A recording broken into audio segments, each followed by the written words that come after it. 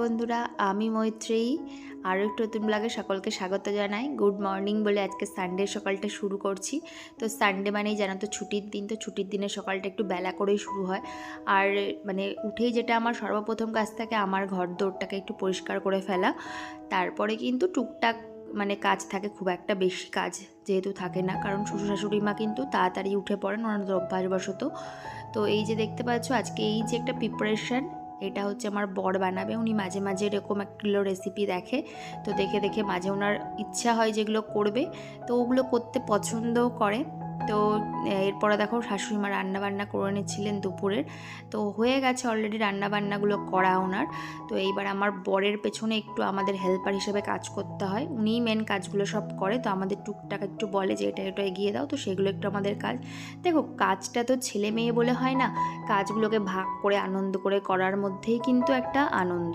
সর্বকালে তো আমার শাশুড়ি মা সর্বক্ষণ করেন, এবার এই সানডেগুলোতে যদি একটু নিত্য নতুন প্রিপারেশান করা হয়, সত্যি কথা বলতে 12 মাসে রান্না করে না, তখন আর ইচ্ছে করে না যে নিত্য নতুন এই প্রিপারেশানগুলোর করার। আর এদিকে দেখতে পাচ্ছ আমার শাশুড়ি মা কিন্তু একটু পুঁই শাকও রান্না করে ফেলেছিল, আর চিকেন তো হবেই। তাই দেখতে পাচ্ছ যে আমার শাশুড়ি মা একটু কাটাকুটিও করে দিচ্ছিল, আর আমি কিন্তু করছিলাম ভিডিওটা। আর এই যে আমার বর প্রিপারেশনের জন্য মশলাগুলো ভেজে নিয়েছে, আর ওদিকে একটু গান চালিয়ে দিয়েছিলাম টিভিতে। আমার না গান শুনতে শুনতে কাজ করতে ভীষণ ভালো লাগে। তোমাদের এরকম কার কার হয় অবশ্যই কমেন্টে জানাবে।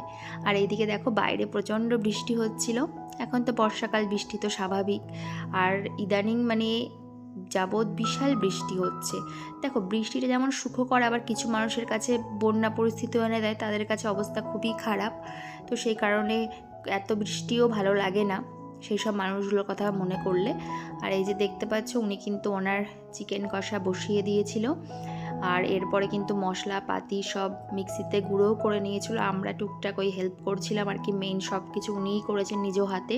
আর ওনার কাজে উনি ফিনিশিং না দিলে কোনো কাজই যেন ভালো লাগে না ওনার, তো সেই কারণে কিন্তু করে নিচ্ছিল। দেখো আর খেতেও কিন্তু বেশ ভালো হয়েছিল, আর রান্নাগুলো করেও কিন্তু খুব সুন্দর।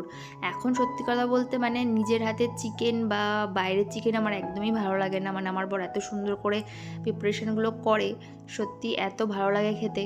তো এরপরে কিন্তু দুপুরবেলাটাই যেহেতু সানডে সবাই একসাথেই খাওয়া দাওয়া করা হয়, তো সেই কারণে কিন্তু রান্নাবান্নার শেষে সবাই একসাথেই খাওয়া দাওয়া করব।